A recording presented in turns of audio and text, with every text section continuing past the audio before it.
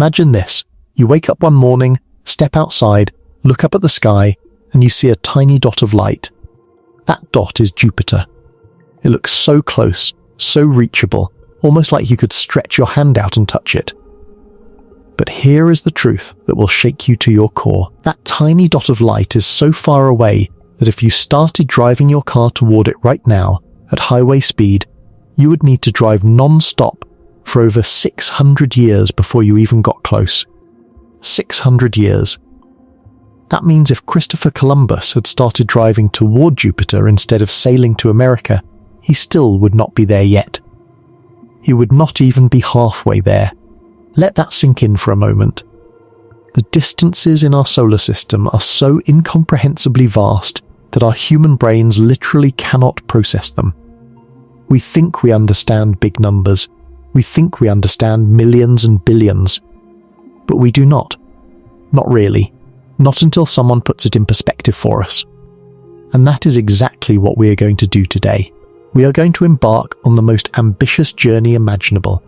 We are going to travel to every single planet in our solar system, one by one, and we are going to figure out exactly how long each mission would really take. Not the simplified version, not the quick answer. The real, deep, scientifically accurate answer that accounts for orbital mechanics, propulsion technology, launch windows, gravity assists, and the brutal realities of space travel that most people never think about. But before we begin, let me hit you with some facts that are going to set the tone for this entire video. Fact number 1. Light, the fastest thing in the entire universe, the absolute cosmic speed limit, takes 8 minutes and 20 seconds to travel from the Sun to the Earth. That same light takes 5.5 hours to reach Pluto.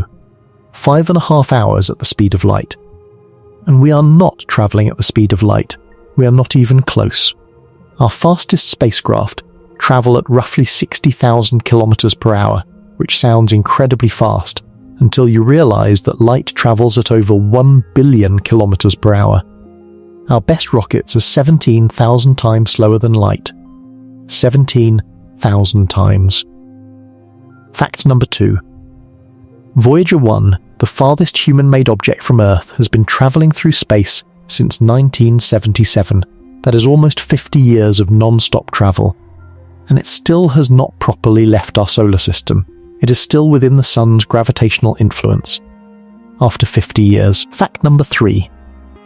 If you wanted to send astronauts to Neptune and bring them back, the round trip, with current technology, would take approximately 30 to 40 years.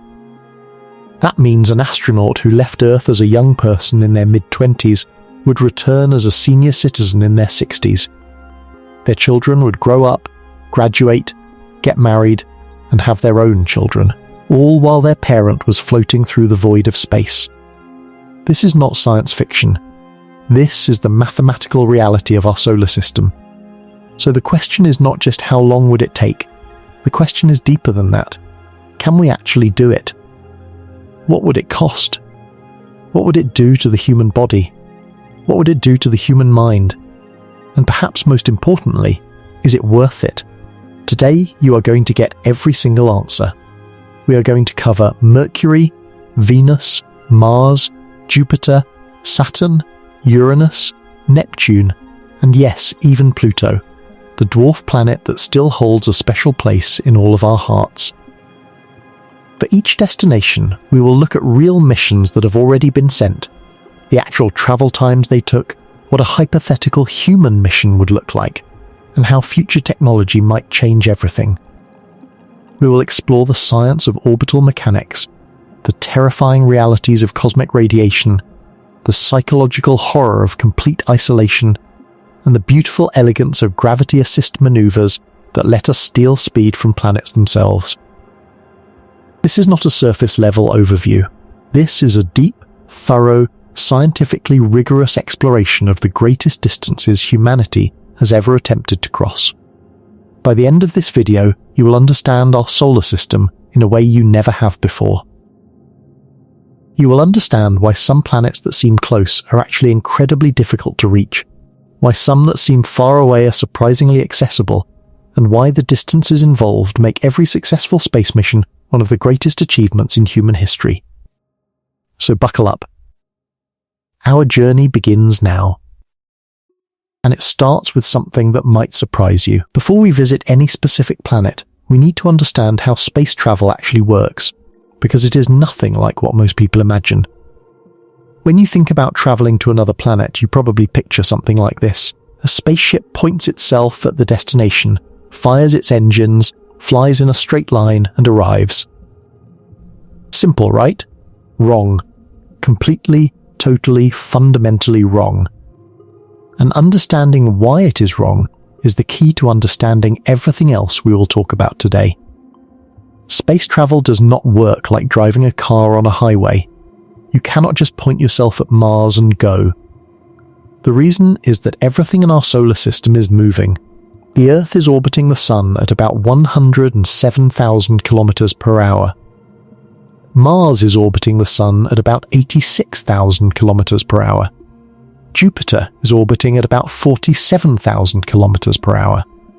Every planet is moving along its own orbital path at its own speed, and these speeds are enormous.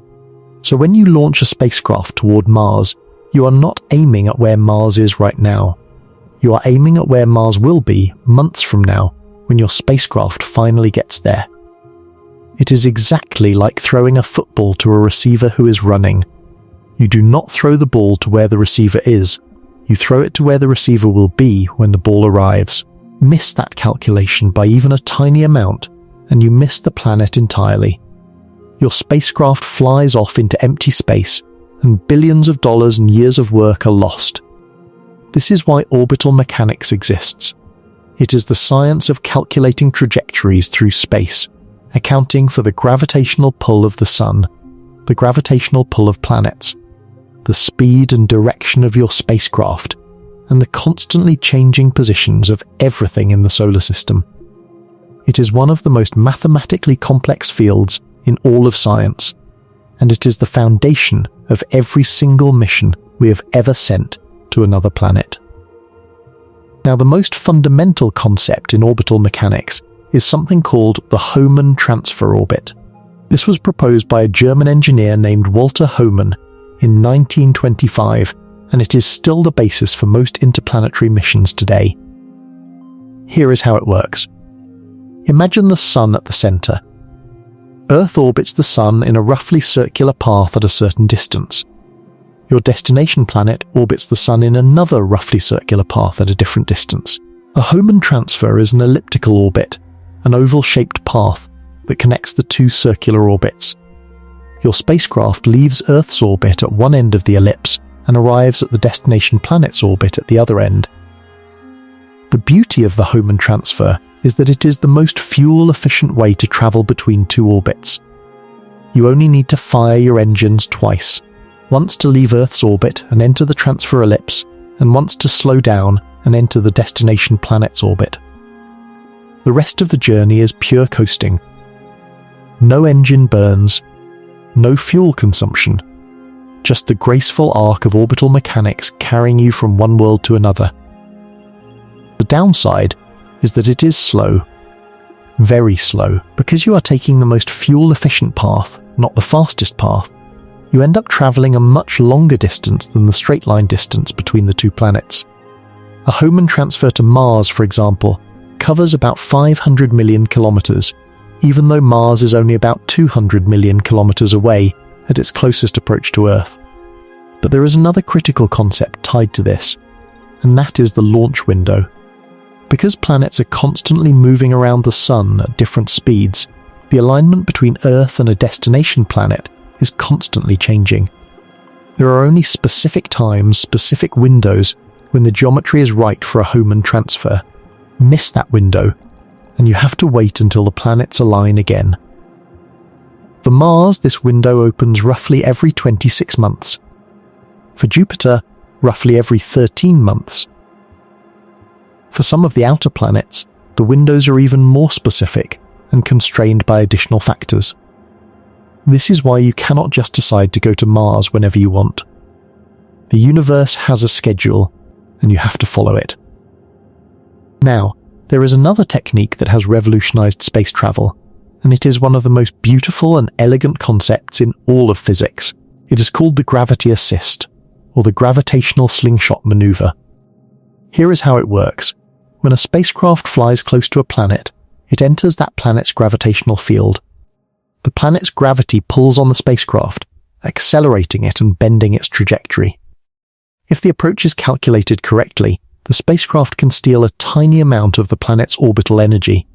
The planet, being so massive, loses an imperceptibly tiny amount of speed, an amount so small it could never be measured. But the spacecraft, being so tiny compared to the planet, gains a significant boost in speed and a change in direction, all without using any fuel. It is like a ball bouncing off a moving wall. The wall barely notices, but the ball flies away much faster than it came in. This technique has been used in virtually every major outer solar system mission. The Voyager spacecraft used gravity assists from Jupiter and Saturn to reach the outer planets. Cassini used gravity assists from Venus, Earth and Jupiter to reach Saturn. New Horizons used a gravity assist from Jupiter to reach Pluto. Without gravity assists, many of these missions would have taken decades longer or would have been completely impossible with the amount of fuel available. Let me give you a specific example that illustrates just how powerful this technique is. The Cassini spacecraft was launched in 1997 on a mission to Saturn. Now, Saturn is about 1.2 to 1.7 billion kilometers from Earth. If Cassini had tried to fly there directly, it would have needed an enormous amount of fuel that no rocket could carry. Instead, mission planners designed one of the most complex trajectories in spaceflight history. Cassini flew past Venus twice, came back past Earth once, and then flew past Jupiter once, using each planet's gravity to increase its speed and reshape its orbit. By the time Cassini left Jupiter's vicinity, it was traveling fast enough to reach Saturn. The journey took 7 years, and the spacecraft traveled a total distance of about 3.5 billion kilometers to reach a planet that was only about 1.2 billion kilometers away in a straight line. But it got there with the fuel it had, which is what matters. Now, let us talk about propulsion technology, because the type of engine you use determines everything about your mission. Currently, virtually all interplanetary missions use chemical rockets, which is the same basic technology we have been using since the 1950s. Chemical rockets burn fuel, usually liquid hydrogen and liquid oxygen, to produce enormous thrust. They are powerful enough to escape Earth's gravity, which requires reaching a speed of about 40,000 kilometers per hour. But once you are in space, chemical rockets have a fundamental limitation. They are incredibly fuel inefficient. The amount of speed change you can get from a given amount of fuel, which engineers measure using a concept called specific impulse, is relatively low for chemical rockets. This means that for long-distance missions, you run out of fuel long before you run out of distance to cover, which is why most of the journey is spent coasting. Ion drives represent a different approach entirely. Instead of burning chemical fuel, ion drives use electricity, usually from solar panels, to accelerate individual atoms of a gas like xenon to extremely high speeds and shoot them out of the engine. The thrust produced is incredibly tiny, often comparable to the weight of a sheet of paper resting on your hand. You would not even feel it. But ion drives are extraordinarily fuel efficient. They can run continuously for months or even years, gradually building up speed in a way that chemical rockets simply cannot match. Over time, that tiny thrust adds up to enormous velocities. NASA's Dawn spacecraft used ion drives to travel to the asteroid belt, and Japan's Hayabusa missions used ion drives to visit asteroids and return samples to Earth. The limitation is that ion drives are too weak for certain maneuvers. They cannot escape Earth's gravity on their own, and they cannot make the rapid course changes that are sometimes needed. Nuclear thermal propulsion is a technology that could change everything for interplanetary travel. Instead of burning chemical fuel, a nuclear thermal engine uses a nuclear reactor to heat a propellant, usually hydrogen, to extremely high temperatures and expel it through a nozzle. This produces about twice the specific impulse of chemical rockets, meaning roughly twice the speed change for the same amount of fuel. NASA actually built and tested nuclear thermal engines in the 1960s and 70s under a program called NERVA, and they worked.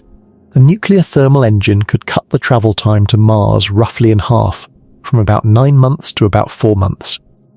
The technology was shelved for decades due to political and environmental concerns, but there is now renewed interest, and NASA and DARPA are actively developing new nuclear thermal propulsion systems. Beyond nuclear thermal, there are even more advanced concepts.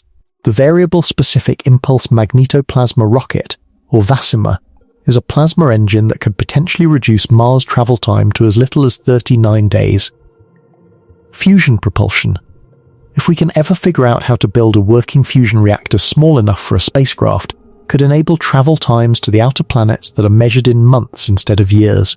And then there are the truly theoretical concepts, antimatter engines, which would annihilate matter and antimatter to produce the most energetic propulsion possible, and the Alcubierre warp drive, which would manipulate space-time itself to enable faster than light travel.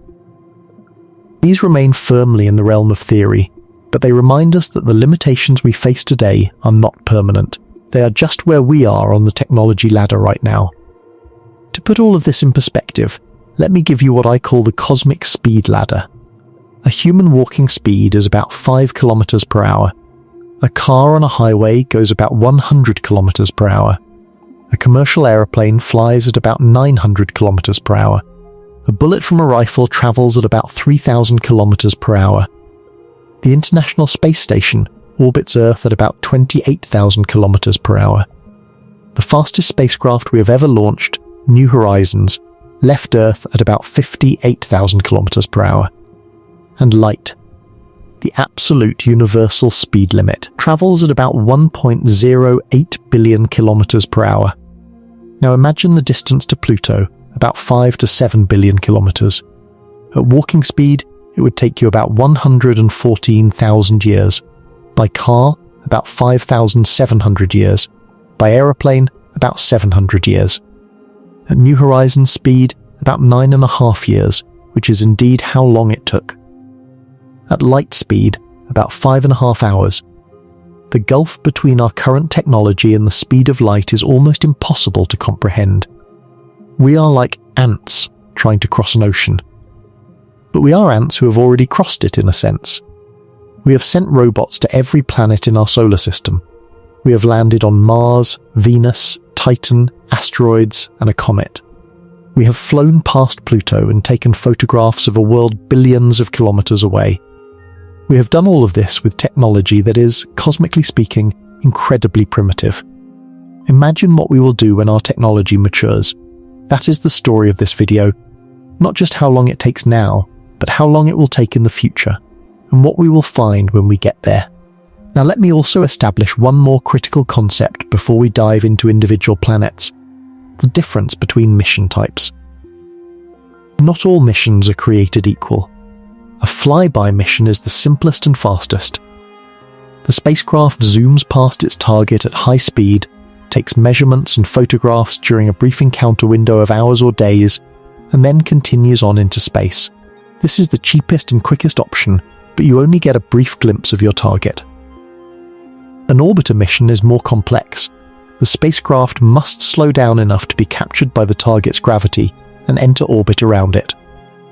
This requires more fuel and usually more time, but you get to study the target for months or years. A lander mission is even more complex.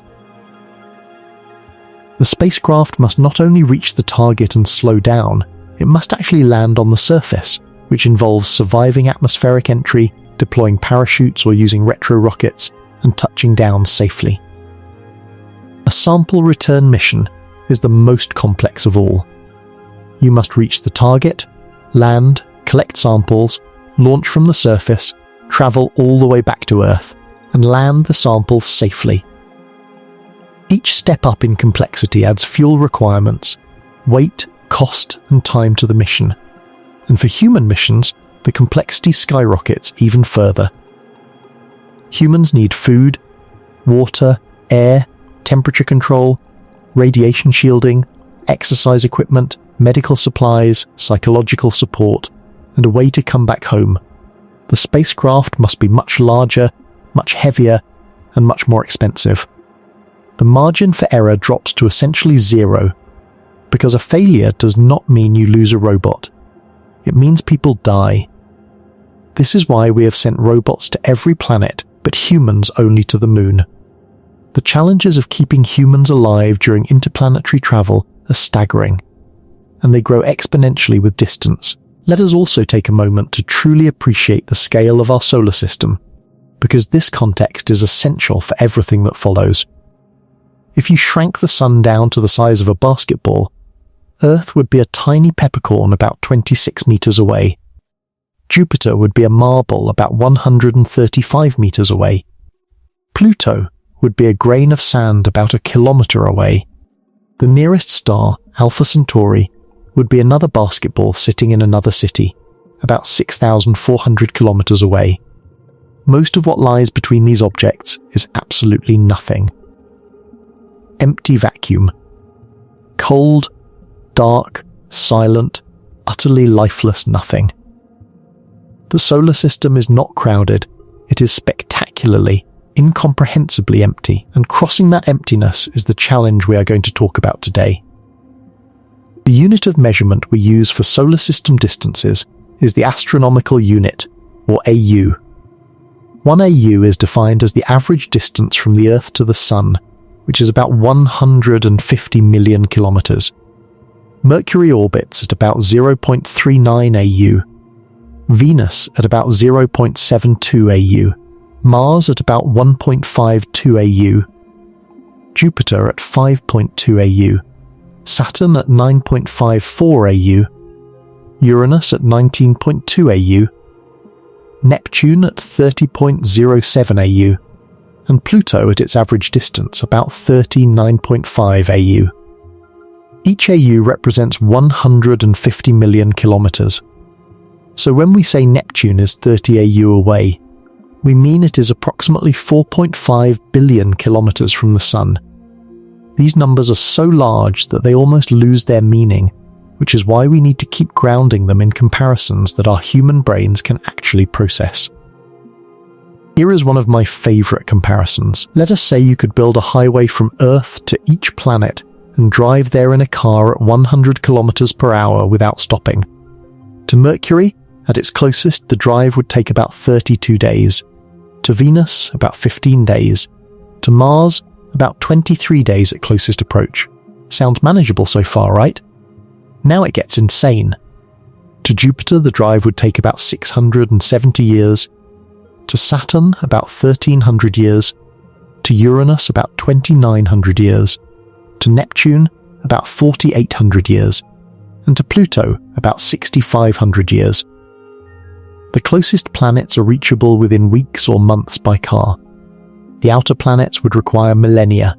This is the scale of the challenge we face, and this is why every single successful space mission is a triumph of human ingenuity. One more thing before we begin our planetary tour, and this is crucial. The distance between Earth and any other planet is not fixed. It changes constantly as both planets orbit the Sun at different speeds. Mars, for example, can be as close as 55 million kilometers when it is directly opposite the Sun from Earth at what is called opposition, or as far as 401 million kilometers when it is on the other side of the Sun from Earth at conjunction. That is a factor of 7 difference. The travel time to Mars can vary dramatically depending on when you launch, and the same is true for every planet. When I give you travel times, I will always specify whether we are talking about minimum distance, maximum distance, or typical mission distance, because the differences are enormous. Now, with all of that foundation laid, we are ready to begin our grand tour, and we are going to start with a planet that will surprise you. Most people assume that the closest planet to the Sun would be the easiest to reach. After all, it is right there, closer to the Sun than anything else. It should be simple. Just fly toward the Sun and stop at Mercury on the way. But space does not work that way, and Mercury is going to teach us that lesson in the most dramatic way possible. Mercury. the first planet from the Sun, a small cratered airless world that looks a lot like our Moon but has secrets that make it far more fascinating. Mercury orbits the Sun at an average distance of about 58 million kilometers, placing it at roughly 0.39 AU. It is the smallest planet in our solar system, only about 4,800 kilometers in diameter, barely larger than Earth's moon. But what Mercury lacks in size, it makes up for in extremes. The dayside surface temperature can reach 430 degrees Celsius, hot enough to melt lead, zinc and tin.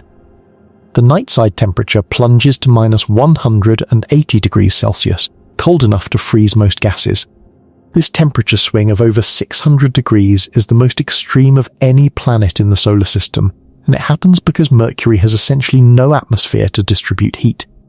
The sun-facing side roasts while the dark side freezes, and there is almost nothing in between.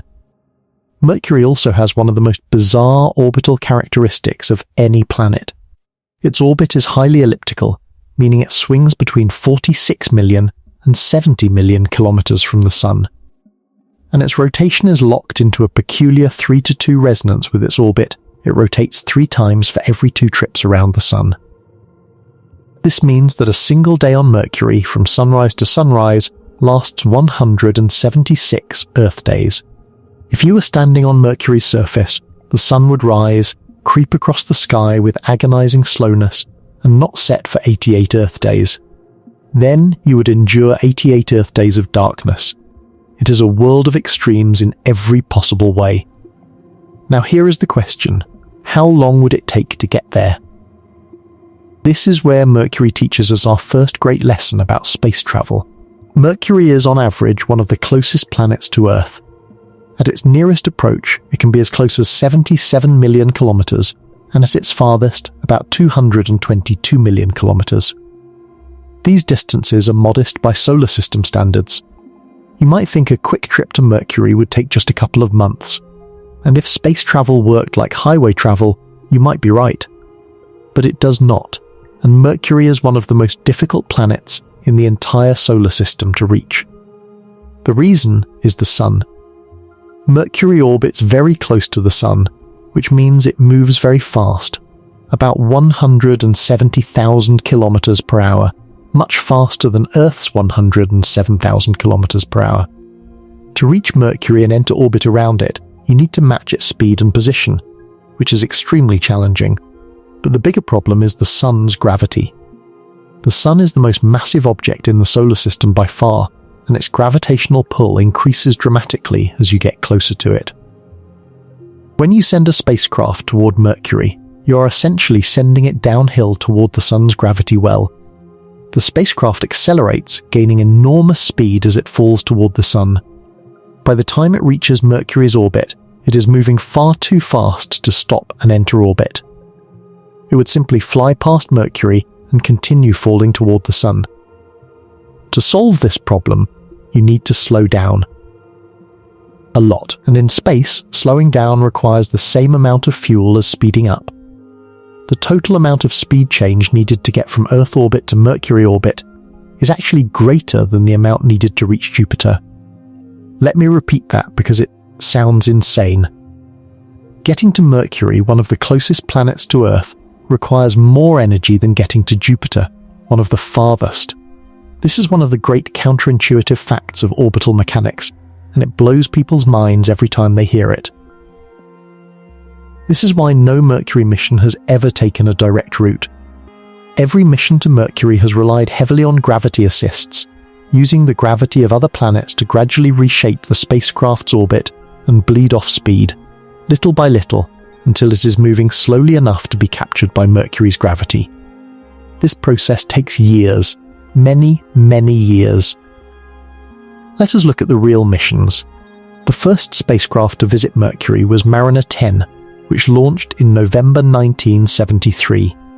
Mariner 10 used a gravity assist from Venus to alter its trajectory and reach Mercury, arriving in March 1974 after a journey of about 5 months. But Mariner 10 was only a flyby mission. It zoomed past Mercury 3 times in 1974 and 1975.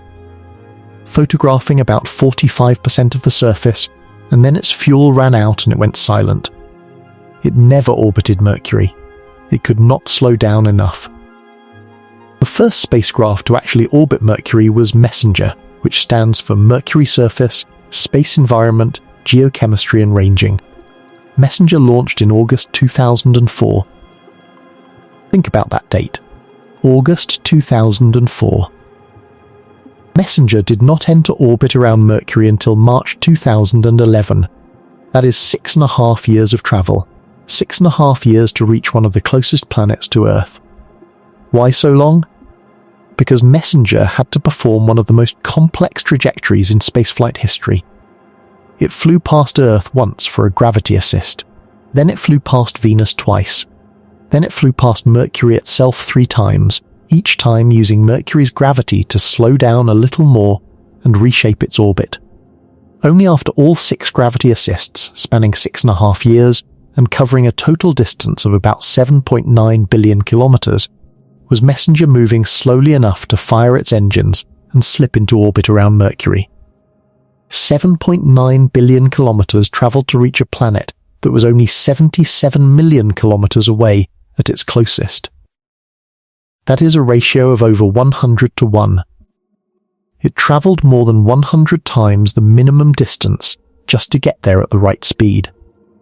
If that does not illustrate the challenges of orbital mechanics, nothing will. And MESSENGER was worth every kilometer. Once in orbit, it spent 4 years studying Mercury and made discoveries that rewrote the textbooks.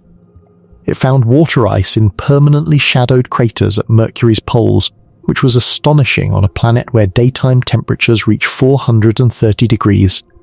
It discovered that Mercury's magnetic field is offset from the planet's center, a mystery that is still being studied.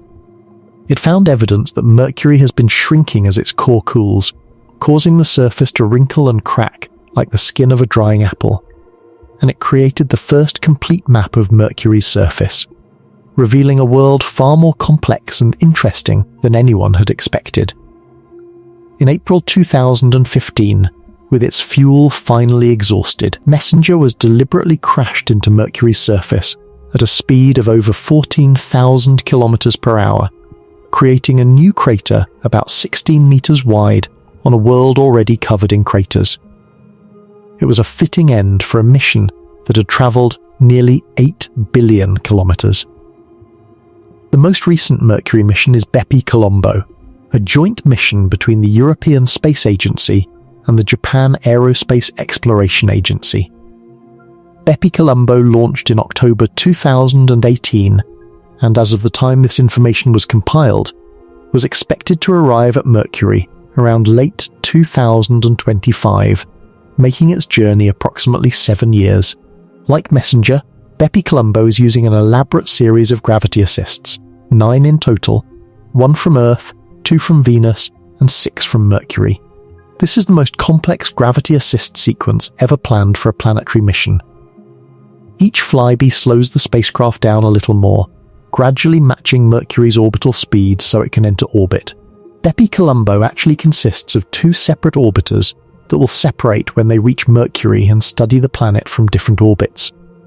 One will focus on the surface and composition, while the other will study the magnetic field and magnetosphere. Together they will provide the most detailed study of Mercury ever conducted, building on MESSENGER's discoveries and hopefully solving some of the mysteries that MESSENGER uncovered. Now, what about a human mission to Mercury? This is where things get really interesting and really sobering. With current chemical propulsion technology and the mandatory gravity assist trajectory, a crewed mission to Mercury would take roughly 6 to 7 years one way. A round trip would be at least 12 to 14 years, probably longer, because the return journey would require the same complex gravity assist sequence in reverse.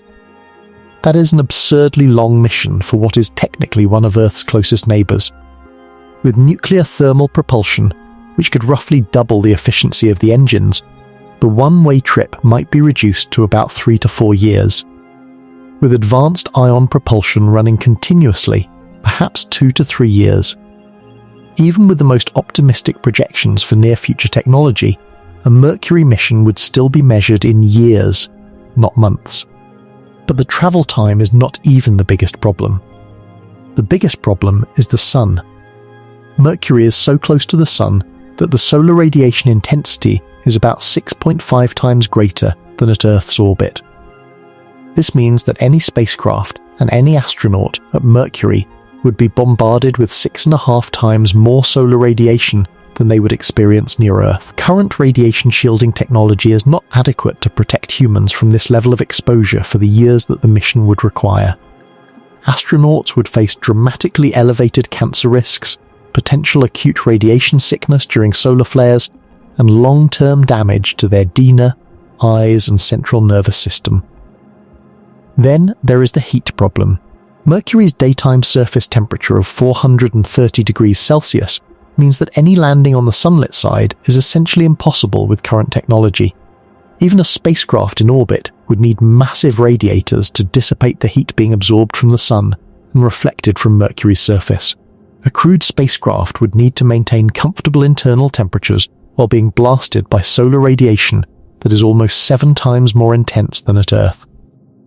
The engineering challenges are formidable. The only potentially viable scenario for a human presence near Mercury would be a flyby or a very brief orbital mission, protected by advanced radiation shielding that does not yet exist. Landing on the surface would be limited to the permanently shadowed craters at the poles, where temperatures hover around -170 degrees Celsius. There is water ice available as a resource, and the sun never rises above the crater rim. It would be one of the most hostile and surreal environments any human has ever experienced, standing in an eternally dark crater with walls of ice around you on a planet where the landscape just a few kilometers away is hot enough to melt metal. My feasibility assessment for Mercury is this. On a difficulty scale of 1 to 10, I would rate it a 7 out of 10. The travel time with current technology is 6 to 7 years one way. A human mission is unlikely in this century, and if it ever happens, it will probably be an orbital mission only, with no surface landing. The scientific value is significant, but not unique enough to justify the extraordinary cost and risk. Mercury will continue to be explored primarily by robots for the foreseeable future, and honestly, that is probably the right call. If you thought Mercury was challenging, wait until you hear about our next destination. Venus, Earth's closest neighbour in space, our sister planet, the one world in our solar system that is almost the same size and mass as Earth. Venus should be the most accessible planet in the solar system. In many ways it is. And yet, Venus is simultaneously one of the most inviting and one of the most terrifying destinations in all of space exploration. It is a world of contradictions, a planet that could have been Earth's twin, but instead became something closer to Earth's nightmare. Venus orbits the Sun at an average distance of about 108 million kilometers, placing it at roughly 0.72 AU. It is the second planet from the Sun and, at certain times, the closest planet to Earth. When Venus and Earth are on the same side of the Sun, at what astronomers call inferior conjunction, the distance between them can be as little as 38 million kilometers. That is closer than any other planet ever gets to Earth. Mars, at its very closest, is still 55 million kilometers away. Venus beats that by a huge margin. In terms of pure distance, Venus is the easiest planet to reach, and the orbital mechanics confirm this. The delta V required for a Hohmann transfer to Venus is lower than for almost any other planet except Mars in favourable conditions. Launch windows to Venus open roughly every 19 months, which is more frequent than Mars windows. The travel time for a minimum energy transfer is typically 3 to 5 months one way. Everything about Venus on paper says this should be the first planet we visit with humans. But then you look at the surface conditions, and everything changes. Venus has a thick atmosphere composed almost entirely of carbon dioxide, with clouds of sulfuric acid. This atmosphere creates the most extreme greenhouse effect in the solar system, trapping heat so efficiently that the surface temperature is a uniform 465 degrees Celsius. Day and night, poles and equator, everywhere on the planet. This is hotter than Mercury, even though Mercury is much closer to the Sun. Venus's atmosphere is so thick that the surface pressure is about 92 times Earth's atmospheric pressure, equivalent to being 900 meters underwater in Earth's oceans. If you could somehow stand on Venus's surface, you would simultaneously be crushed by the pressure, roasted by the heat, and dissolved by sulfuric acid rain. You would die in approximately 1 second, probably less. The Soviet Union learned this the hard way. Between 1961 and 1984, the Soviet space program launched a series of missions to Venus under the Venera program. And the story of these missions is one of the most dramatic in space exploration history. The early Venera probes were destroyed by Venus's atmosphere before they even reached the surface. The Soviets kept trying, building increasingly robust spacecraft, armoring them against heat and pressure like deep-sea submersibles. Venera 7 in 1970 became the first spacecraft to successfully land on another planet and transmit data from the surface. It survived for 23 minutes. Venera 8 lasted 50 minutes. Later probes, increasingly well protected, managed to survive for up to about 2 hours, snapping photographs and taking measurements before the hellish conditions overwhelmed their systems. The photographs from the Venera landers are some of the most remarkable images in space exploration.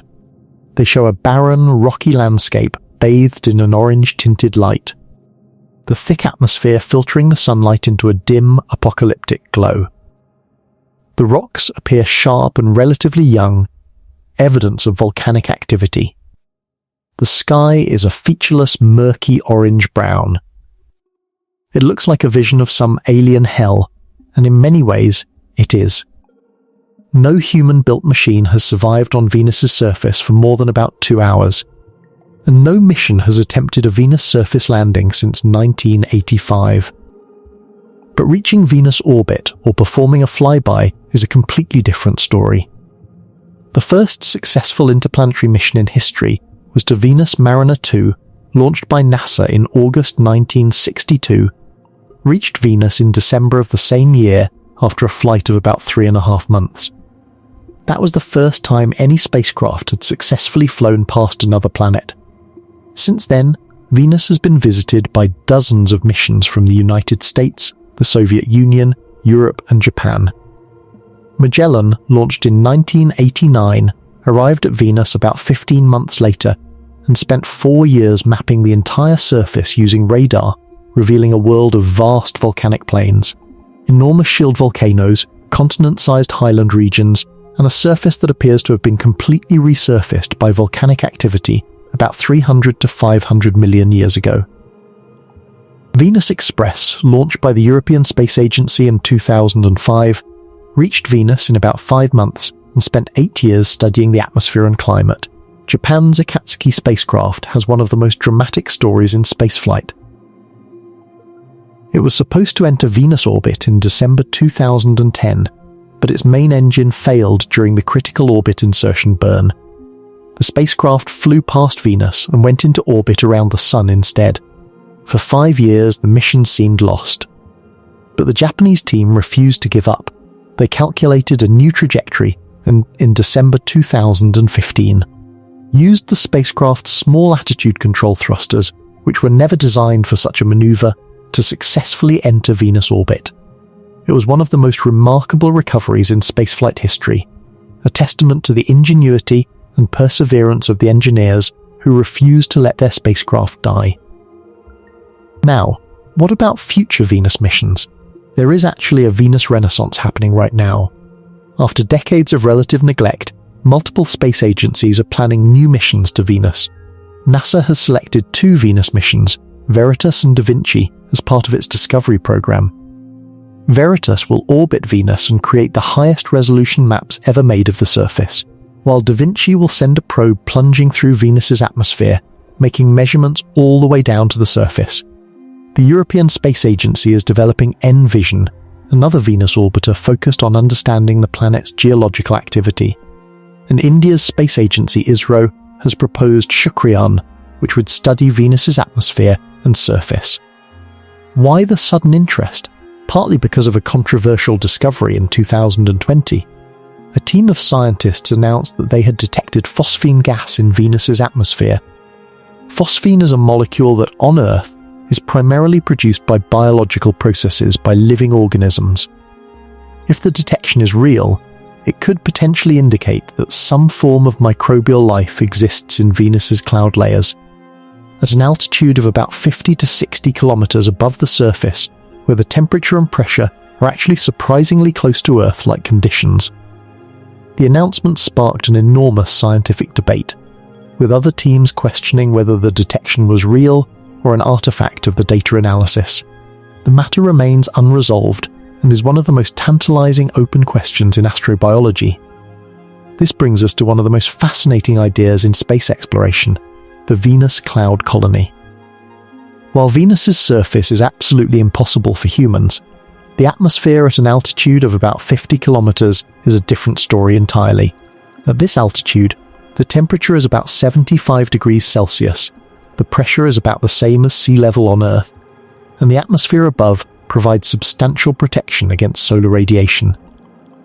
75 degrees is still too hot for comfort, but it is manageable with technology we already have, as opposed to the 465-degree surface, which is utterly beyond our capabilities.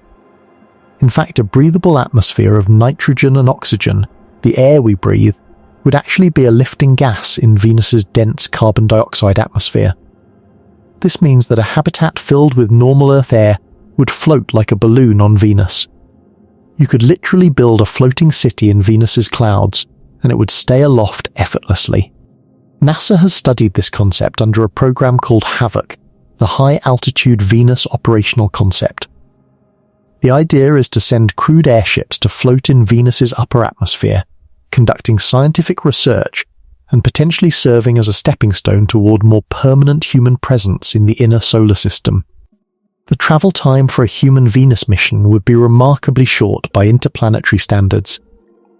With current chemical propulsion, a one-way trip would take about 3 to 5 months, depending on the specific trajectory and launch window. This is actually comparable to or even shorter than a trip to Mars, despite what many people assume. Mars gets all the attention as the next destination for human exploration. But Venus is closer, faster to reach, and in some ways more interesting. The total round trip for a human Venus atmospheric mission, including time spent at Venus, would be about 14 to 16 months. That is shorter than many proposed Mars mission architectures. The challenges for a human Venus mission are different from Mercury, but equally daunting in their own way. The sulfuric acid in Venus's atmosphere would corrode most materials over time, requiring specialized coatings and materials for any long-term habitat. The atmospheric dynamics at the proposed altitude are complex, with high-speed winds that circle the planet every 4 to 5 Earth days, meaning a floating habitat would be constantly moving. Communication delay is much more manageable than for outer planets, about 2 to 14 minutes one way depending on orbital positions, but still enough to prevent real-time conversation with Earth. And of course, there is no solid surface beneath you at a livable altitude, only 50 kilometers of increasingly hostile atmosphere ending in a crushing, burning hellscape. If your habitat fails, there is no emergency landing option, you simply fall to your death. My feasibility assessment for Venus is this. On a difficulty scale, I would rate it a 5 out of 10 for reaching orbit or performing an atmospheric mission, but an 11 out of 10 for a surface landing. That is not a typo. Venus's surface is more hostile than almost any other environment in the solar system. The travel time with current technology is 3 to 5 months one way, making it the fastest planetary mission from Earth. A human mission is possible in concept, specifically a floating atmospheric station, and could potentially happen within 50 years if the will and funding exist. Venus is, in many ways, the forgotten front of space exploration, overshadowed by Mars but potentially just as rewarding.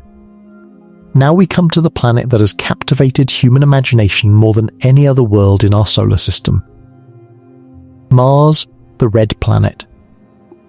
The one destination that feels achievable, tangible, almost within our grasp.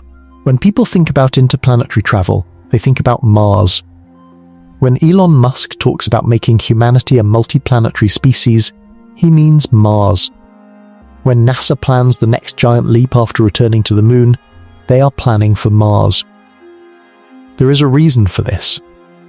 Mars is the most Earth-like planet we have access to, the most promising candidate for human settlement, and the most realistic target for a crewed interplanetary mission with technology that either exists today or will exist within the next decade or two. If Mercury was our first lesson in the counterintuitive nature of space travel, and Venus was our lesson in hostile environments, Mars is our lesson in possibility. Mars is where the dream becomes real. Mars orbits the Sun at an average distance of about 228 million kilometers, placing it at roughly 1.52 AU. It is the fourth planet from the Sun and Earth's outer neighbor.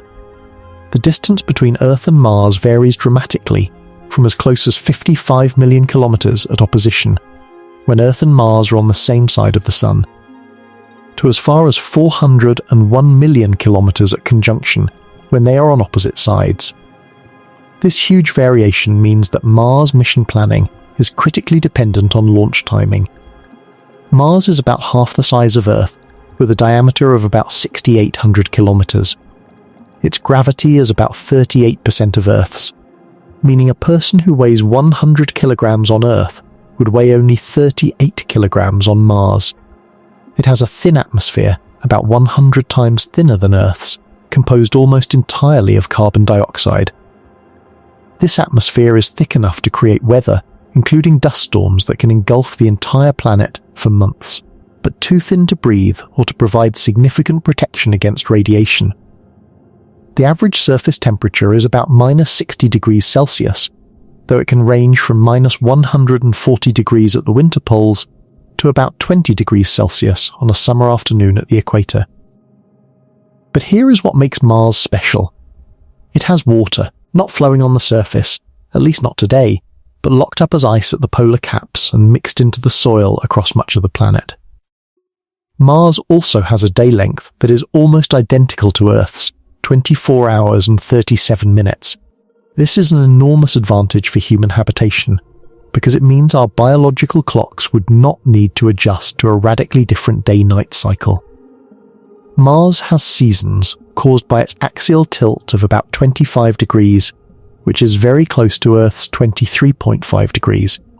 And perhaps most importantly, Mars has resources. Carbon dioxide in the atmosphere can be processed into oxygen and rocket fuel. Water ice can be melted and purified. The soil contains minerals that could support plant growth with the right modifications. Mars is not just a destination, it is a potential home.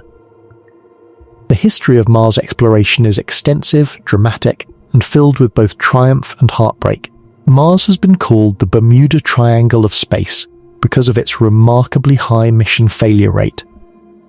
Of the roughly 45 missions launched toward Mars by various countries, about half have failed, either during launch, during transit, during orbit insertion, or during landing. Mars does not give up its secrets easily. The atmosphere is thick enough to cause significant heating during entry, but too thin for parachutes alone to slow a spacecraft to landing speed. The communication delay means that the spacecraft must handle everything autonomously. There is no joystick control from Earth.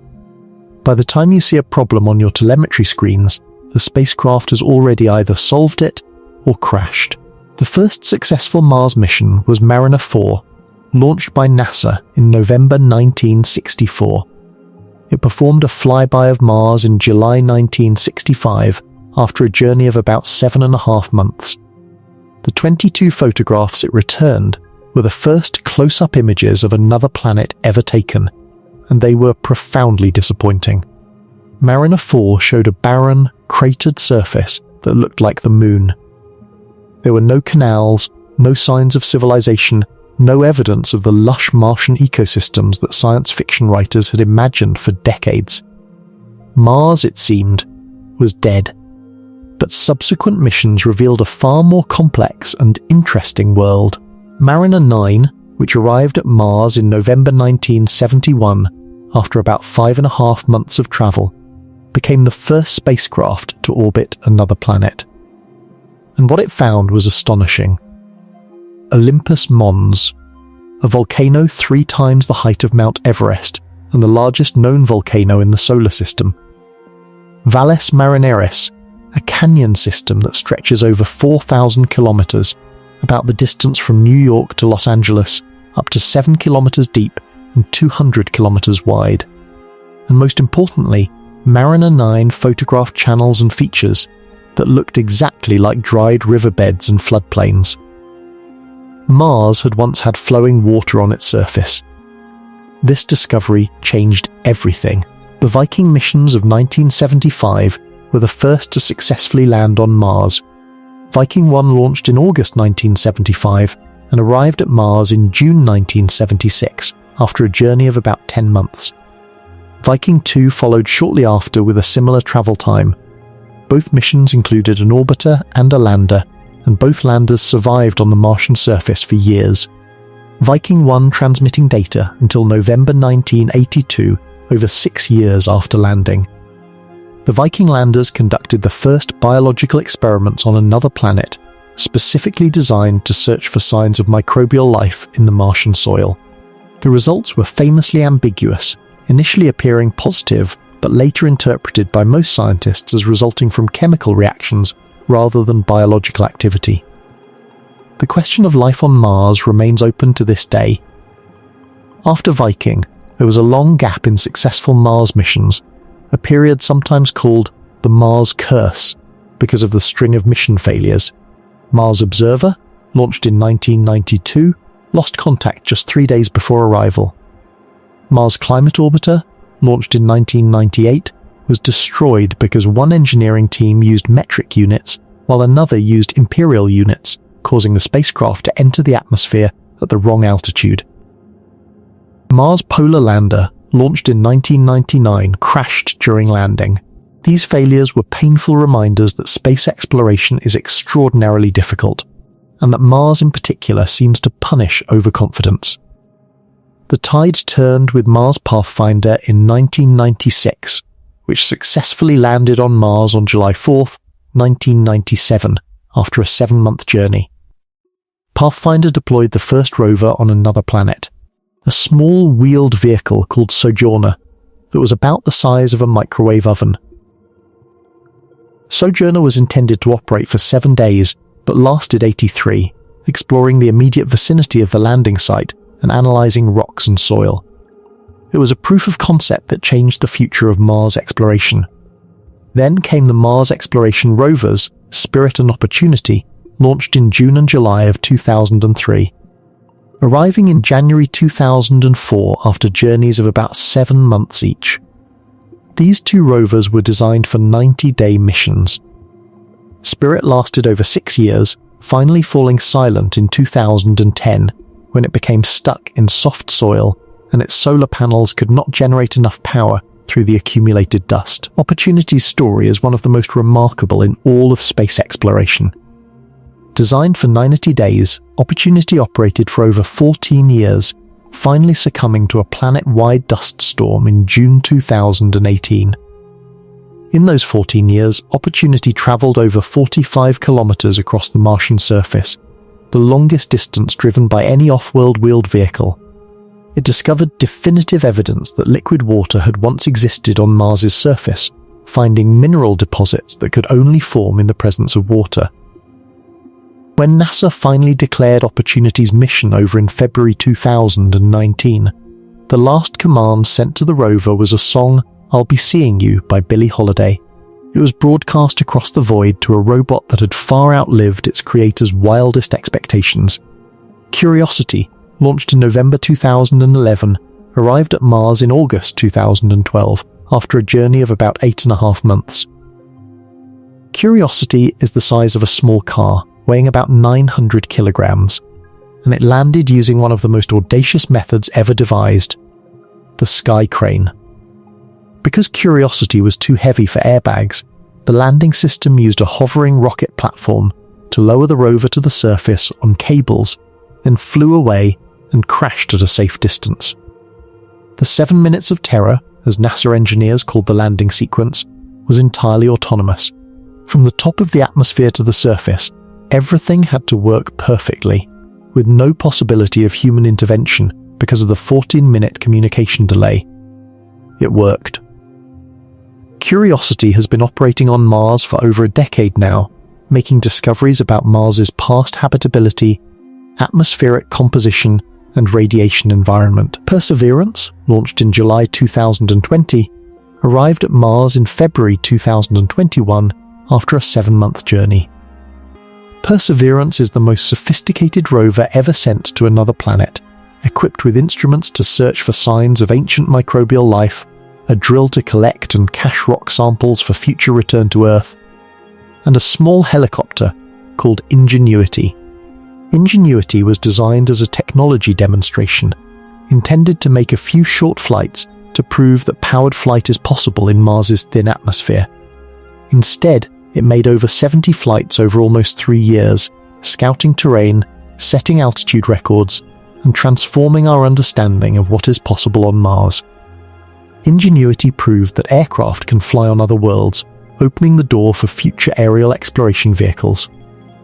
China's Tianwen-1 mission and the United Arab Emirates Hope probe, both launched in July 2020, arrived at Mars in February 2021, each after about 7 months of travel. Tianwen-1 included an orbiter, lander, and rover, making China only the second country to successfully operate a rover on Mars. The Hope probe focused on studying Mars's atmosphere and weather from orbit. The pattern you should notice from all these missions is that the travel time to Mars is remarkably consistent, about 6 to 9 months for a one-way trip using standard Hohmann transfer trajectories. The specific duration depends on the exact launch date and trajectory chosen, but the ballpark is always in that range. Mars is close enough and the orbital mechanics favourable enough that we can reach it in under a year with current technology. This is why Mars is the prime target for human exploration. Now let us talk about what a human mission to Mars would actually look like, because this is the most detailed and actively studied scenario for any interplanetary crewed mission. There are 2 main mission architectures that NASA and other agencies have studied: the Conjunction class mission and the Opposition class mission. The Conjunction class mission is the standard approach. Astronauts launch from Earth during a favourable launch window, travel to Mars in about 7 to 9 months, stay on Mars for about 12 to 18 months until the next favourable return window opens, then travel back to Earth in another 7 to 9 months. The total mission duration is about 2.5 to 3 years. The long stay on Mars is actually an advantage because it provides maximum time for exploration and research. The downside is the overall mission length, which means 3 years of radiation exposure, 3 years of bone and muscle loss, and 3 years away from home. The Opposition class mission is designed to minimize total mission time at the cost of less time on Mars and higher fuel requirements. Astronauts travel to Mars in perhaps 6 months, stay for only about 30 to 60 days, then take a return trajectory that often involves a Venus gravity assist and is longer than the outbound trip, perhaps 12 to 14 months. Total mission time is about 20 to 24 months. The shorter stay on Mars means less science, and the longer return trip with its different trajectory can actually result in higher total radiation exposure than the Conjunction class mission. Most mission planners prefer the Conjunction class approach. SpaceX's Starship represents the most ambitious near-term plan for human Mars missions. Elon Musk has described a vision in which multiple Starship vehicles are launched during each Mars window, some carrying cargo and supplies, others carrying crew. The estimated travel time with Starship's engines, optimized for a faster transit, is about 6 to 9 months. The first missions would establish basic infrastructure on Mars, habitats, power systems, and most critically, a propellant production plant that would use Mars's atmospheric carbon dioxide and subsurface water ice to manufacture the methane and liquid oxygen needed to refuel Starship for the return trip. This concept, called In Situ Resource Utilization or ISRU, is absolutely essential for making Mars missions sustainable. Without ISRU, every kilogram of return fuel would need to be carried from Earth. increasing the mission mass and cost enormously. NASA's approach to Mars is more incremental, using the Artemis program's return to the Moon as a proving ground for the technologies needed for Mars: deep space habitation, long-duration life support, radiation protection, and in-space propulsion. NASA's current estimates place the first human Mars mission sometime in the late 2030s or 2040s, depending on funding and political priorities. But travel time is only the beginning of the challenges. Let me take you through the full reality of what a Mars mission crew would face, because it is far more complex and harrowing than most people realize. Radiation is perhaps the most serious health threat. In deep space outside the protective bubble of Earth's magnetic field, astronauts are exposed to two types of radiation: galactic cosmic rays and solar particle events. Galactic cosmic rays are high-energy particles that come from outside our solar system, produced by supernovae and other violent astrophysical events. They are constant, penetrating, and extremely difficult to shield against. Current spacecraft shielding can reduce the dose but not eliminate it. Solar particle events are bursts of high-energy particles from the Sun, often associated with solar flares and coronal mass ejections. These events are sporadic, but can deliver a very high dose over a short period. During a severe solar particle event, astronauts would need to retreat to a specially shielded storm shelter section of the spacecraft, and even then they might receive a significant dose. Over the course of a 3-year Mars mission, the total radiation exposure would be roughly 1 sievert, which is well above the career dose limits that NASA currently sets for astronauts. This level of exposure is estimated to increase the lifetime cancer risk by about 5%. It is a serious concern, and solving the radiation problem is one of the key technical challenges for Mars missions. Microgravity is another major challenge. During the months of transit to and from Mars, astronauts would be in zero gravity unless the spacecraft provides artificial gravity through rotation. Prolonged exposure to microgravity causes significant physiological changes. Bones lose density at a rate of about 1 to 2% per month, primarily in the weight-bearing bones of the legs and spine. Muscles atrophy, particularly the muscles that normally work against gravity. The cardiovascular system changes, with the heart actually becoming more spherical in shape and less efficient. Intracranial pressure increases, causing vision problems that have been documented in many astronauts and are not fully understood. The immune system becomes weakened. Kidney stone risk increases.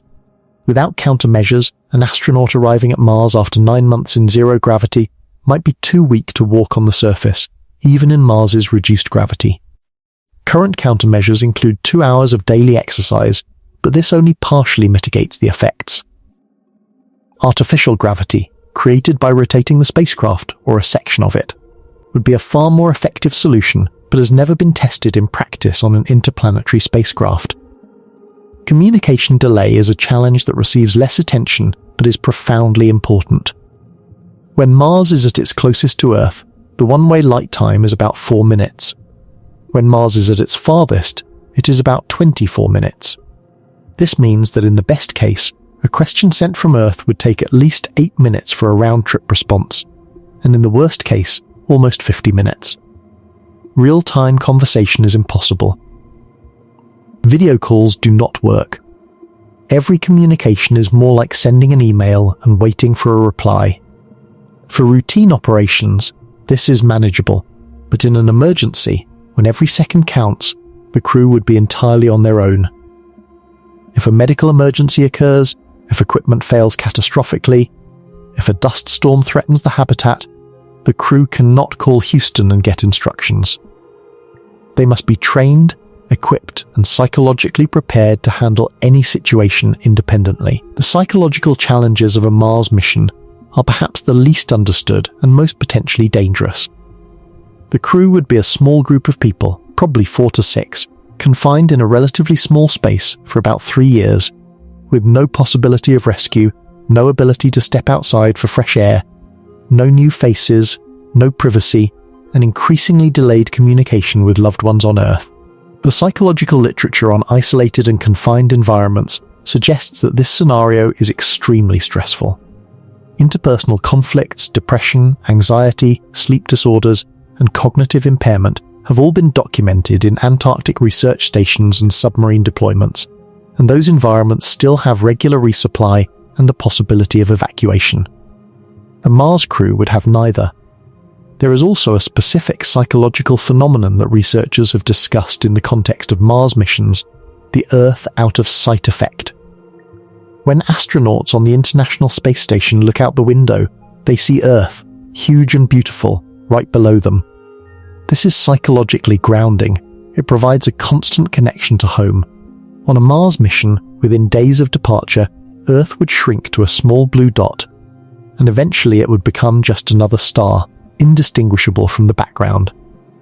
The psychological impact of watching your home world literally disappear is something no human has ever experienced, and we do not know how it will affect people. Some researchers believe it could trigger profound existential distress, while others think it might produce an intense sense of perspective and unity, a deepened form of the overview effect that astronauts on the ISS describe. We simply do not know, and we will not know until we try. One of the most underappreciated challenges is landing on Mars. Every successful Mars landing has been celebrated as a triumph, and rightly so, because it is extraordinarily difficult. The sequence is often called the 7 minutes of terror. A spacecraft approaching Mars hits the upper atmosphere at about 20,000 kilometers per hour. Friction with the atmosphere creates extreme heating, requiring a heat shield that can withstand temperatures of over 2,000 degrees Celsius. As the spacecraft decelerates, it deploys a supersonic parachute, the largest and strongest ever built, to slow down further. But Mars's atmosphere is so thin that even the largest parachute cannot slow the spacecraft to a safe landing speed. So in the final phase, the parachute is jettisoned and retro rockets fire to break the final descent. For large payloads like Curiosity and Perseverance, the Sky Crane system was used. This entire sequence is autonomous. No human control, no second chances. And for a human mission, the spacecraft would be much larger and heavier than any robotic lander, making the landing problem even harder. Engineers are actively working on this challenge, developing new heat shield designs, supersonic retropropulsion techniques, and precision landing systems, but it remains one of the major unsolved problems for human Mars missions. Dust storms on Mars present another significant challenge. Mars regularly experiences local and regional dust storms, and occasionally, about every 3 to 4 Mars years, a dust storm grows to encompass the entire planet, blotting out the sun for months. The 2018 global dust storm is what killed Opportunity, depriving its solar panels of sunlight. For a human mission relying on solar power, a global dust storm could be catastrophic. Nuclear power, specifically a small nuclear reactor or radioisotope thermoelectric generators, would be much more reliable. The dust itself is also a concern. Martian dust contains perchlorates, which are toxic chemicals that could pose health risks if inhaled or ingested, and the fine electrostatic dust gets into everything. Apollo astronauts on the Moon found that lunar dust was one of their biggest nuisances, clogging equipment and irritating lungs. And Mars dust would present similar or worse problems over a much longer mission. The return fuel problem is one of the great logistical challenges. Getting astronauts to Mars is actually the easier half of the problem. Getting them back requires a rocket capable of launching from Mars's surface, which is easier than launching from Earth because of the lower gravity, but still requires a substantial vehicle and a significant amount of fuel. Carrying all the return fuel from Earth would make the mission impossibly expensive and heavy. This is why ISRO is so critical. The leading concept is the Sabatier reaction, which combines carbon dioxide from Mars's atmosphere with hydrogen, either brought from Earth or extracted from Martian water ice, to produce methane and water. The methane serves as rocket fuel, and the water can be electrolyzed to produce oxygen, both for breathing and as an oxidizer for the rocket. NASA has already tested a prototype of this technology on Mars. The MOXIE instrument on Perseverance successfully extracted oxygen from the Martian atmosphere, proving that the concept works in practice. Now let us look at how future propulsion technologies could change the Mars mission. Nuclear thermal propulsion could reduce the one-way transit time from 9 months to about 3 to 4 months. This would not only make the mission shorter and more manageable, but it would significantly reduce the astronauts' exposure to cosmic radiation during transit. Vasima, if it achieves its theoretical performance, could potentially make the trip in as little as 39 days. Though this claim is controversial and depends on power levels that may not be achievable in the near term. Fusion drives, if we ever develop them, could theoretically make the trip in about a month. At that point, traveling to Mars would be comparable to a long submarine deployment, well within the range of human endurance. My feasibility assessment for Mars is this: difficulty, 6 out of 10. Travel time, 7 to 9 months one way with current technology. Human mission likelihood, very high, almost certain within the next 15 to 25 years. Mars is not a question of if, it is a question of when. The technology exists or is under development. The scientific motivation is compelling. The public interest is enormous. And the existential argument that humanity needs a backup planet to ensure long-term survival provides a powerful philosophical justification. Mars is our next frontier, and we are closer to crossing it than most people realize. Before we leave the inner solar system and venture into the vast outer reaches, we need to pass through a region that Hollywood has taught you to fear, but that is, in reality, remarkably benign: the asteroid belt. Located between the orbits of Mars and Jupiter, the asteroid belt is a region containing millions of rocky bodies, ranging in size from tiny pebbles to the dwarf planet Ceres, which is about 946 kilometers in diameter. If you have seen any science fiction movie involving the asteroid belt, you probably imagine a dense field of tumbling rocks, barely any space between them, a gauntlet of destruction that spacecraft must dodge and weave through. The reality could not be more different. The asteroid belt is mostly empty space. The average distance between asteroids is about 1 million kilometers. That is roughly 3 times the distance from the Earth to the Moon. When spacecraft fly through the asteroid belt, the chance of hitting anything is essentially zero. Multiple spacecraft have transited the asteroid belt without incident, and none have ever needed to make a collision avoidance maneuver. The most significant mission to the asteroid belt was Dawn, launched in September 2007. Dawn used ion propulsion to visit 2 of the largest objects in the belt, the asteroid Vesta and the dwarf planet Ceres. Dawn arrived at Vesta in July 2011, almost 4 years after launch, spent 14 months orbiting and studying it, then departed for Ceres, arriving in March 2015. The total travel time from Earth to Ceres, including the stop at Vesta, was about 7.5 years. What Dawn found at Ceres was remarkable: bright spots in the Akata crater that turned out to be deposits of sodium carbonate, likely brought to the surface by geological activity driven by residual internal heat. Ceres may have a subsurface ocean of salty water. Even in the asteroid belt, far from the Sun, in a frozen, barren region of space, there may be liquid water and the potential for interesting chemistry. The asteroid belt matters for our story not just as a destination, but as a waypoint. Every mission to the outer solar system must pass through it. And in the future, the asteroid belt could serve as a resource depot. Asteroids contain enormous quantities of metals, water, and other valuable materials. If we ever establish a space-based economy, asteroid mining could provide the raw materials for construction, fuel, and life support, reducing the need to haul everything up from Earth's deep gravity well. Some visionaries imagine a network of fuel depots and supply stations throughout the inner solar system, with the asteroid belt as a major source of resources. This infrastructure could dramatically reduce the cost and difficulty of outer solar system missions. But that is a topic for another day. For now, let us continue our journey outward. Now, take a deep breath, because everything changes from this point on. We are leaving the realm of the accessible, the realm where missions take months. We are entering the outer solar system, where distances are measured in billions of kilometers, travel times are measured in years, and the challenges multiply exponentially. If the inner solar system is a neighborhood, the outer solar system is a vast, empty wilderness. And the first stop in that wilderness is the largest, most powerful, most dangerous planet of them all. Jupiter, the king of planets. The fifth planet from the Sun, orbiting at an average distance of about 778 million kilometers, or 5.2 AU.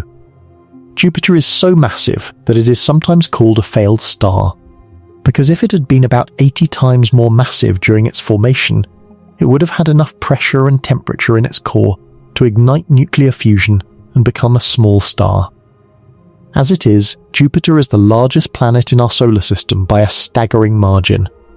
Its diameter is about 143,000 kilometers, more than 11 times Earth's. You could fit about 1,300 Earths inside Jupiter's volume. Its mass is about 318 times Earth's, which is more than twice the combined mass of all other planets, moons, asteroids and comets in the solar system. Jupiter is a world of superlatives, and visiting it is a monumental undertaking. The distance between Earth and Jupiter varies between about 588 million kilometers at opposition and about 968 million kilometers at conjunction. Even at its closest, Jupiter is almost 4 times farther from Earth than Mars at its closest. This immediately tells you that mission times are going to be much longer than anything we have discussed so far. Jupiter's most famous feature is the Great Red Spot, a massive anticyclonic storm that has been raging for at least 400 years and possibly much longer. The Great Red Spot is so large that Earth could fit inside it with room to spare. Wind speeds at its edges reach about 430 kilometers per hour. It is a storm bigger than planets that has been howling for centuries, and we still do not fully understand what powers it or why it has persisted so long. The storm has been slowly shrinking over the past century, and some scientists believe it might eventually dissipate. But for now, it remains one of the most visually striking and scientifically fascinating phenomena in the solar system. But the most important thing to understand about Jupiter, from a mission planning perspective, is its radiation environment.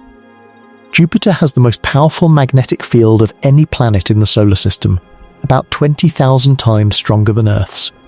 This magnetic field traps and accelerates charged particles from the solar wind and from volcanic emissions from its moon Io, creating radiation belts that are immensely more intense than Earth's Van Allen belts. Close to Jupiter, the radiation levels are so high that they would kill an unshielded human in a matter of minutes. Even heavily shielded spacecraft suffer damage. NASA's Juno spacecraft, currently orbiting Jupiter, carries its sensitive electronics inside a titanium vault with walls about a centimeter thick. And even so, the radiation is gradually degrading its instruments. The Galileo spacecraft, which orbited Jupiter from 1995 to 2003, experienced significant radiation damage to its electronics over the course of the mission. This radiation environment is the single biggest obstacle to any human mission to the Jupiter system. While the radiation levels decrease with distance from Jupiter, even the outer Galilean moons like Callisto receive radiation doses that would be hazardous over extended stays. Any human presence in the Jupiter system would require massive radiation shielding, which means massive weight, which means much more fuel, which means much longer missions and much higher costs. It is a cascading problem. Let us look at the real missions to Jupiter and their travel times. Pioneer 10, launched in March 1972, was the first spacecraft to visit Jupiter, arriving in December 1973 after a journey of about 21 months. This was a direct trajectory without gravity assists from other planets, a testament to the power of the Atlas Centaur launch vehicle and the careful trajectory design. Pioneer 10 flew past Jupiter at a distance of about 130,000 kilometers, returning the first close-up images of the planet and making the first direct measurements of its magnetic field and radiation environment. The radiation was far more intense than anyone had predicted, and Pioneer 10 received a radiation dose that would have been lethal to a human. After Jupiter, Pioneer 10 continued outward, eventually becoming the first human-made object to pass the orbit of Pluto, though it has since been surpassed by Voyager 1. Pioneer 11 followed in April 1973, reaching Jupiter in December 1974 after about 20 months. Pioneer 11 passed much closer to Jupiter than Pioneer 10, swooping to within 43,000 kilometers of the cloud tops and using Jupiter's gravity to redirect its trajectory towards Saturn. Voyager 1, launched in September 1977, reached Jupiter in March 1979 after a flight of about 18 months. Voyager 2, launched a few weeks before Voyager 1 in August 1977, but on a slower trajectory, reached Jupiter in July 1979 after about 2 years.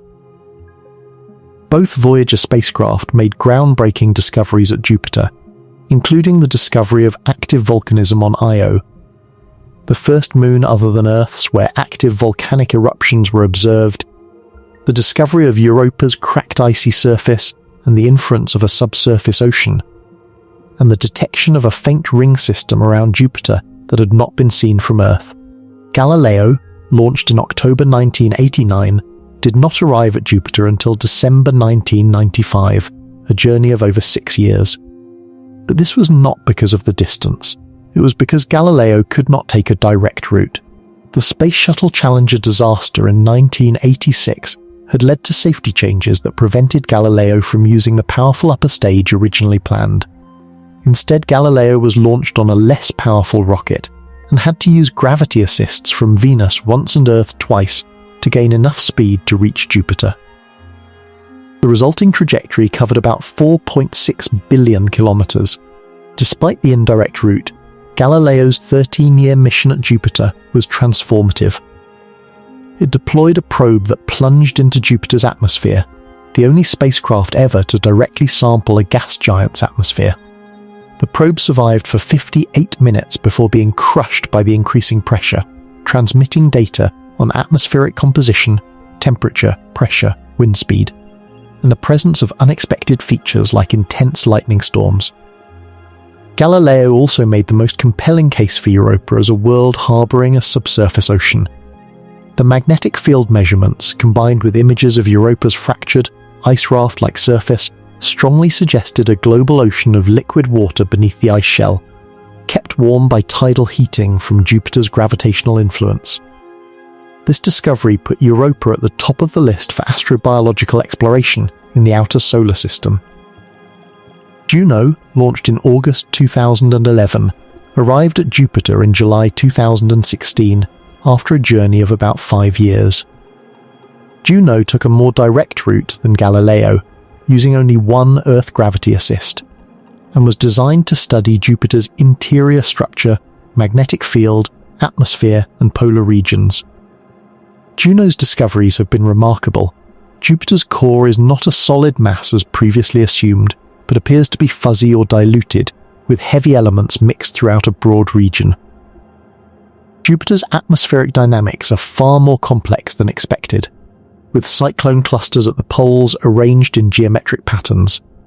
And Jupiter's magnetic field has features that defy simple models, with localized regions of intense magnetic flux that scientists are still trying to explain. Europa Clipper, launched in October 2024, is expected to arrive at Jupiter around 2030 after a journey of about 5.5 years. It will use a Mars gravity assist followed by an Earth gravity assist to reach Jupiter. Europa Clipper will not orbit Europa directly because of the intense radiation closer to Jupiter. Instead, it will orbit Jupiter and make close flybys of Europa, about 50 in total, each time dipping into the high radiation zone briefly, before retreating to safer distances. This clever orbit design minimizes radiation exposure while maximizing science return. The European Space Agency's JUICE mission, Jupiter Icy Moons Explorer, launched in April 2023 and is expected to arrive at Jupiter in July 2031 after a journey of about 8 years. JUICE will study Ganymede, Callisto and Europa, eventually entering orbit around Ganymede, making it the first spacecraft to orbit a moon of another planet. So the pattern for Jupiter missions is clear. Travel times range from about 18 months to 8 years, depending on the trajectory and the gravity assists used. A direct trajectory with a powerful launch vehicle can reach Jupiter in under 2 years, but such trajectories are expensive and rarely optimal. Most missions use gravity assists and take 4 to 8 years. Now, let us talk about Jupiter's moons, because they are where the real excitement lies. Jupiter has at least 95 known moons, but 4 stand out as worlds in their own right: Io, Europa, Ganymede, and Callisto. These are the Galilean moons, discovered by Galileo Galilei in 1610, and they are among the most fascinating objects in the solar system. Io is the most volcanically active body known to exist. It has over 400 active volcanoes, some of which launch plumes of sulfur and sulfur dioxide hundreds of kilometers into space. Io's volcanic activity is driven by tidal heating, Jupiter's enormous gravity, combined with the gravitational influence of Europa and Ganymede, continuously flexes and squeezes Io's interior, generating enormous amounts of heat. Io's surface is a constantly renewing landscape of lava flows, sulfur plains, and volcanic calderas, painted in vivid yellows, reds, blacks, and whites. It looks more alien than almost anything else in the solar system. Europa, as I mentioned, is the crown jewel for astrobiology. Beneath its smooth, cracked ice shell lies a global ocean of liquid salt water that contains about twice as much water as all of Earth's oceans combined.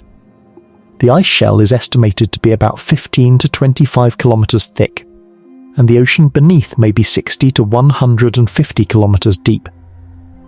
Tidal heating from Jupiter keeps this ocean liquid, and there may be hydrothermal vents on the ocean floor, similar to the deep sea vents on Earth, where life thrives in complete darkness, deriving energy from chemical reactions rather than sunlight. If life exists anywhere else in our solar system, Europa is one of the most promising places to look. Ganymede is the largest moon in the entire solar system, bigger than the planet Mercury. It has its own magnetic field, the only moon known to have one, suggesting a metallic core and possibly a subsurface ocean. Callisto is the outermost of the 4 Galilean moons and the most heavily cratered object in the solar system, suggesting its surface is extremely old and has not been resurfaced by geological activity. Despite this ancient surface, magnetic measurements suggest Callisto may also harbour a subsurface ocean, though probably deeper and less accessible than Europa's. From a human mission perspective, Callisto might actually be the most practical destination in the Jupiter system. It orbits far enough from Jupiter that the radiation levels, while still elevated, are manageable with reasonable shielding. Its ancient, stable surface would provide a firm foundation for a base, and its position at the edge of the Jupiter system would make it a natural staging point for missions to the other Galilean moons. NASA has studied a concept called the HOPE mission, Human Outer Planets Exploration, which envisions a nuclear-powered spacecraft carrying astronauts to Callisto. So what would a human mission to Jupiter actually involve? The numbers are sobering. With chemical propulsion and gravity assists, the one-way trip would take about 5 to 6 years. A round trip, including time spent in the Jupiter system, would be at minimum 12 to 15 years. Think about that.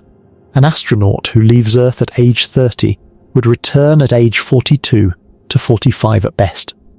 Their children would grow from toddlers to teenagers while they were gone. Major world events would occur, new technologies would be developed, their family and friends would age noticeably.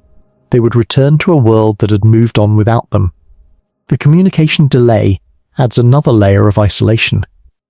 At Jupiter's distance, one-way light time ranges from about 33 minutes to about 54 minutes.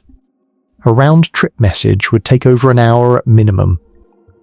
Real-time conversation is completely out of the question. Even the most basic back-and-forth exchange would take hours. For emergency situations, the crew would be entirely self-reliant. The psychological toll of such a mission is almost unimaginable by current standards. We have some data from Antarctic overwinter expeditions, submarine deployments, and the International Space Station, but none of these analogues come close to the duration and isolation of a Jupiter mission.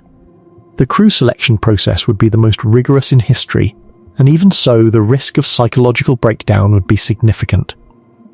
Some researchers have suggested that only individuals with specific personality profiles, high emotional resilience, introversion, strong internal motivation, adaptability, could withstand such a mission. Others have proposed that crew members should be couples rather than strangers to provide emotional support. Still, others have suggested developing AI companions that could provide psychological support and intellectual stimulation during the long cruise phases. With future propulsion technology, the picture improves dramatically. Nuclear thermal propulsion could reduce the one-way trip to perhaps 2 to 3 years. A fusion drive could potentially cut it to 3 to 6 months. At those timescales, a Jupiter mission starts to become comparable to current Mars mission architectures, and the psychological and physiological challenges, while still significant, become much more manageable. My feasibility assessment for Jupiter: difficulty 8 out of 10. Travel time 5 to 6 years one way with current technology. Human mission possibility: extremely challenging, probably 100 or more years away with current technology trajectories. Robotic exploration, active and ongoing, with Europa Clipper and JUICE set to revolutionize our understanding in the coming decade. Now we continue outward, past Jupiter's orbit, past the gravitational influence of the solar system's largest planet, and into a region of space where distances stretch even further and the sun's warmth fades to a faint glow. Our next destination is Saturn, and if Jupiter is the king of planets, Saturn is the jewel, adorned with the most spectacular ring system in the known universe. Saturn orbits the Sun at an average distance of about 1.43 billion kilometers, or 9.54 AU. At its closest approach to Earth, Saturn is about 1.2 billion kilometers away. At its farthest, about 1.67 billion kilometers. We are now firmly in the realm of billions. A beam of light from Earth takes about 67 to 84 minutes to reach Saturn, depending on orbital positions. The Sun, as seen from Saturn, is only about 1% as bright as it appears from Earth. You would still see it clearly, but it would be noticeably smaller and dimmer, a reminder of just how far you have travelled from home.